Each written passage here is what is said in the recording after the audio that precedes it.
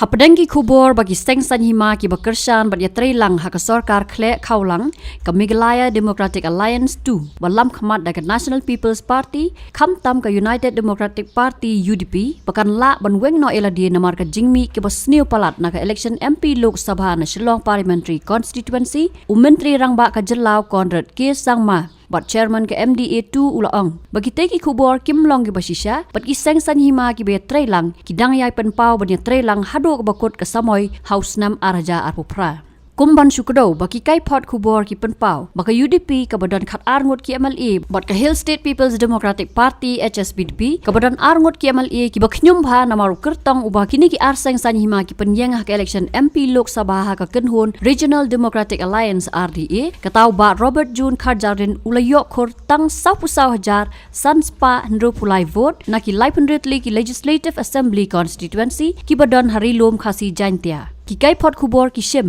baki noi lam na kini ki arseng san hima ki akran sop badai ke Ïatreilang bat ke NPP ha ke Kyrshan lang ke BJP ke badan arngut ki MLA bakalakta ya ke yo vote jongki kum ki seng riulum balarim ha ke jella Menteri rang ba ulaong babun sien hamman ki kam ke jingkeno kadai bet tang ya ke NPP hendrai so per ya kene namar hamman ki kam ki Ïatreilang ulaong kila bandan kat tu kani ki bre ki ban kentho ban penpau ke jing song jongki ke badai ke kam ke babyang hakariti senchar paj ba ban penpau ya laki jong ki jing so khia.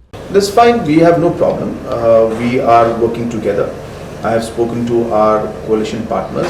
Everybody is on board. And yes, there could be certain individuals who will make their comments and express their concerns, which is fine. In democracy, it is important to express your concerns. But as a coalition, all the coalition partners have once again reiterated to me that they will continue their support and that we will complete this term of our government. Habatin, pej bahagi kishab, kashab plus F. Ka plus F? Hakabam bangibam dunaki eki bataye kamet. Namar kata habat thiru atau kau kamlu ka umpnyang kadut pet ya ka sharp plus F ka jingsom. Yaki nutrient kum ki vitamin bat ka iron la icon diat bat ka bathau bha kam kata I ka dur jing ki mar bam ka jing mat lani ka rukom shed yaki. Balehi panai kita. Ka don ka we ka jing mentoy ba kongsan. Ka kot ka kia. Ka nutrition ba khambha ka jing im ba khambha pendon kam daki mar ba modon ka sharp plus F menta kasni Lawan Ra Shafi Lingba ko office jong Commissionerate of Food Safety Meghalaya